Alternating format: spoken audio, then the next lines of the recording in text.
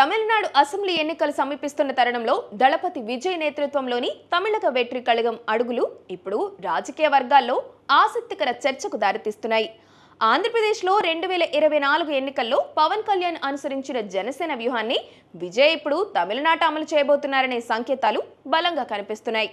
ముఖ్యంగా ఎన్డీఏ కూటమిలో చేరడం, తక్కువ సీట్లకు సర్దుబాటు కావడం, ఉప ముఖ్యమంత్రి పదవి లక్ష్యంగా సాగుతున్న ఈ ప్రచారం తమిళ రాజకీయ ముఖచిత్రాన్ని మార్చేలా కనిపిస్తుంది. ప్రస్తుత సమాచారం ప్రకారం ఎన్డీఏ కూటమిలోని పార్టీల మధ్య సీట్ల సర్దుబాటు చర్చలు తాత్కాలికంగా నిలిచిపోయాయి.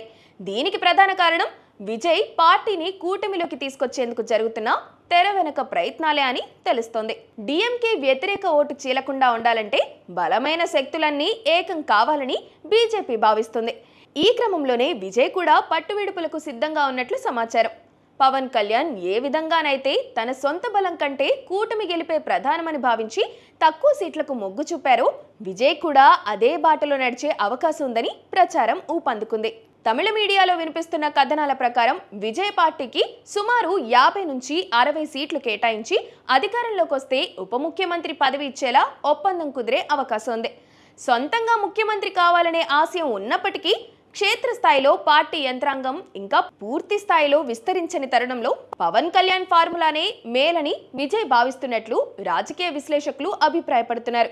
ఇలా చేయడం వల్ల అటు సినీ గ్లామర్ అండతో ఓట్లు రాబట్టుకోవచ్చు, ఇటు పరిపాలనలో భాగస్వామి అయ్యి ప్రజలకు దగ్గరవ్వచ్చు అనేది వారి వ్యూహం.